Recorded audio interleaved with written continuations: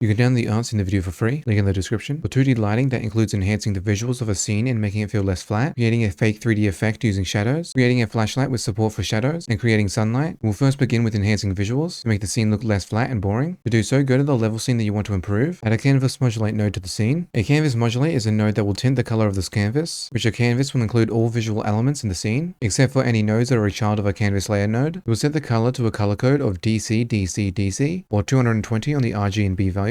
Now we will add a light to the various important elements of the scene. This will allow us to brighten up those specific components, making the visuals feel less flat. It should include your player, any hazards, a finish flag or the point where the level ends, and any other mechanics that you want to point the player's attention towards. Go to the player scene, add a point light 2D node to the scene. Point light 2D is a node that provides light, with the shape of the light being defined by the texture assigned. We will set the texture to the spotlight image that you can download for free, link in the description. Then we will set the energy to 0.6. This is important as lights can overlap and we want to avoid 1.0 or more. Additionally, we want the effect to be subtle, with the exception of maybe the player or the finish flag, giving them a higher energy amount compared to the other nodes that will have a light attached. I'll then go to my hazard scene, which for me is acid, add a point light 2D node to the scene, set the texture to the spotlight image that you can download for free, link in the description. Then set the energy to 0.12. We will make the energy very low as there is many acid nodes that are going to be placed next to each other, and we want the effect to be subtle, although feel free to edit this value as you would like. Now for the fake 3D effect using shadows, we first need to apply a light to the player as to act as the origin of this fake 3D effect. Inside the player scene, add a point light 2D node to the scene, set the texture to the square image that you can download for free, link in the description. This square is 1 pixel large, and for this effect we need the light to cover the entire screen. So for my game I will set the scale to 400 by 400 as the viewport size of my game is 160 by 90 pixels. We then enable shadow, and we must set the color of the shadow to be the color of the fake 3D walls that you would like. For my game that is a code of 1A0D24. Here you can also set the filter and filter smooth. This will make the edges or sides of the shadow to be smoother, although that is at the cost of performance based on the option selected. Finally, we will set the blend mode of the light to be mixed for the effect to work. Add simply adds the light's color and energy to the scene. Subtract removes color and brightness based on the light's energy. And mix blends between the light's color and the pixels underneath this light, depending on the value of energy. Additionally, in the case that the shadow from the fake 3D is going over the player sprite, go to the player sprite and under visibility, remove the player sprite from the first visibility light mask. This will make any light or shadow have no effect on the display of the player sprite, which might be needed depending on your game. Now for the shadows, we need to go to the tilemap layer that is being used. Now for this effect, you don't really require an entire tile sheet, rather just one single tile, as the tiles will just be recolored to the shadow color set in the player's light. Select tile set, then go to rendering, under occlusion layers, press add element. An occlusion layer will allow us to create a shape like how we create collision shapes for tiles that will provide the base shape of the shadow that Godot will create. Then under the tile sets tab, go to paint, select the occlusion layer 0 that we just created. Make sure the shape is set properly. This is the same as with collision shapes, and for this effect we want the shape to be the exact size of the tiles. Again, you only require one tile for this effect to work. Then you paint the occlusion layer onto the tiles that you want to have the fake 3D effect. For a flashlight that has support for shadows, we'll first create the light for the player's flashlight. Go to the player scene, add a point light 2D node to the scene. This will be the small circle around the player. Set the texture to the spotlight image so you can download for free, link in the description. I will set the texture scale to 0.5 as this should be a small circle, and I will enable shadow. Then you can choose to edit the light's color or energy as you would like, and you can choose to edit the shadow color, or set the filter and filter smooth, which will make the edges or sides of the shadow to be smoother, although this is at the cost of performance based on the option selected. Add another point light 2D node to the scene. This will be the light of the flashlight. Set the texture to the flashlight image that you can download for free, link in the description. Then enable shadow. Additionally, like before, you can choose to edit any of the various other properties on this node as you would like. To make this light point towards the player's mouse, inside the player script, we can simply grab the two light nodes, use the look at function to have them rotate and look towards the global mouse position. Now to finish this effect, go to the level scene and add a canvas modulate node to the scene, then set the color to be fully black. This will completely darken the game scene, only allowing the elements within the lights to be seen. If you would like shadows on the various objects within the level, we will first set the canvas modulate's visibility to be false, so that it is easier to see what we are doing. We will then add a light occluder node to the scene. This node is the same as the occlusion layer that we were adding earlier onto the tilemap layer nodes. Go to occluder and under empty, select the new occluder polygon 2D. Then at the top, you can use the green to add a point, the blue to select and move a point, and the red to remove a point. With the green selected, we will create a shape using left click tracing around the object, then pressing the final point to complete it. Then to ensure that this shadow doesn't replace the color of the object that the occluder is placed on top of, select the occluder polygon on the right and set the cull mode to counterclockwise. Then with the light occluder node selected, press Ctrl or Command plus D to duplicate it, and I will reposition it to the other object in my scene. Keep in mind that by duplicating this node, any changes made to one polygon will affect the other. To change this, simply select the drop down on the right and press Make Unique. Now you can enable the visibility of the canvas modulate node. Additionally, the reason why we didn't add any light occlusion to the tiles of the tilemap layer like earlier in the video is because we don't want the light occluder to remove any of the texture of the tiles. And while it is possible to set the tilemap layer's occlusion cold mode to be counterclockwise, you run into the issue of each tile acting independently from one another, creating an undesirable outcome, forcing us to manually place the light occluders in the scene. For top-down sunlight, we'll first set up the tiles to have support for shadows. Go to the tilemap layer node, select tile set on the right, go to rendering, then under occlusion layers, press add element. An occlusion layer will allow us to create a shape like how we create collision shapes for tiles that will provide the base shape of the shadow that Godot will create. Then under the tile set tab, go to paint, and under occlusion layer 0, make sure the shape is set properly. This is the same as with tilemap layer collision shapes, and for this effect, we want the shape to be the exact size of the tiles. Then you paint the inclusion layer onto all the tiles that you want to have shadows. Back inside the level scene, we will add a directional light 2D node to the scene. A directional light 2D is similar to a point light 2D, which we used earlier. However, instead of using a texture as the shape of the light, this node provides a constant light that covers the entire scene, pointing in the direction of this node's rotation degrees. We will then enable shadow. Additionally, you can change the color of the shadow, and you can set the filter and filter smooth. This will make the edges or sides of the shadow to be smoother, although this is at the cost of performance based on the option selected. You can also change the energy of this node as you would like. Also, as mentioned before, to change the direction of the light, simply change the rotation value on this node. Also keep in mind that scale and position have no effect on this node's light or shadow direction. Now you have 4 different examples of using 2D lighting, which you can add to any of your 2D Godot games. That includes enhancing the visuals of a scene and making it feel less flat, creating a fake 3D effect using shadows, creating a flashlight with support for shadows, and creating sunlight. And don't forget that you can check out the project files, link in the description.